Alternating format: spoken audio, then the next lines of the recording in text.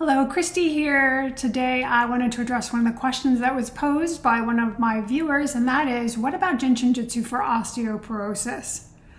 And I happen to know an obscenely large amount about osteoporosis because that has been part of my journey. That is one of the labels that I have, which started in part because I had undiagnosed celiac disease and lost 20% of my bone density.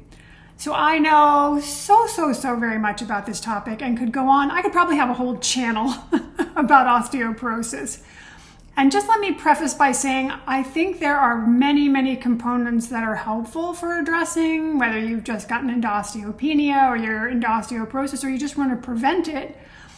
There's so much to know about nutrition and about supplementation and about exercise, weight-bearing exercise, for example, and things that cause bone loss, like what the root causes are. There's a plethora of things. Love that word, plethora. Never get to use it. So please, if you haven't done so, go get a DEXA scan if you're at the age where that's important. And also, please, if you have osteopenia or osteoporosis, look into the root causes, because that's way more important than just taking a drug. Okay, that's my preface. And now let me talk a little bit about the Jin Shin Jyutsu side of things. So one of the main self-helps or flows, if you're a practitioner, for osteoporosis and Jin Shin Jyutsu, again, the ancient healing art, similar to acupuncture, using gentle touch instead of needles, is the kidney flow. Why? Kidney governs the bones, it governs the nails, it governs the teeth, it governs a lot of things that are that like hard tissue, hard material in the body. So kidney is really helpful in terms of bone health. The next one is umbilicus. Umbilicus is also really great when it comes to bone health, osteoporosis, and so on.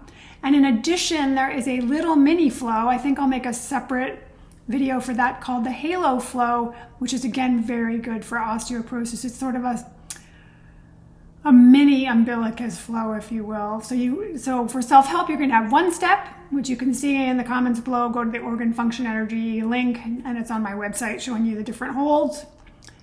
And then there's this flow that has 3 steps. 1, 2, 3, yeah. Which is also very helpful. Then there are other things. There are things like safety energy like 13, but that to me is more when you have a thyroid or parathyroid issue. Again, if you have osteopenia or osteoporosis and you go find a root cause and it's related to your thyroid or parathyroid, which mine is not, this would be more helpful for you to do the 13. Or the step in the main central vertical where you have one hand on the top of your head and the other in your space between your collarbones. I know there's a word for that. Don't know what it is right now. So you can have your fingers here and your one hand on top of the head.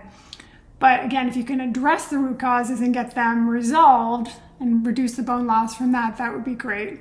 So let's see what else. The 23, back of the ribs. Again, it's in that same depth as the kidney, 4th depth. So that's going to be related again to the bones and so on. Trying to see if there's anything else that feels worth mentioning. 15, safety energy like 15, front of the hips, hip crease. That governs the bones in general and helps with osteoporosis as well. But if I were to limit my scope to just a couple things to focus on, I would focus on the kidney and I'd focus on the umbilicus. I hope you find this helpful. If you have any questions, please put them in the comments below, and I look forward to seeing you in the next video. In the meantime, please go be brilliant.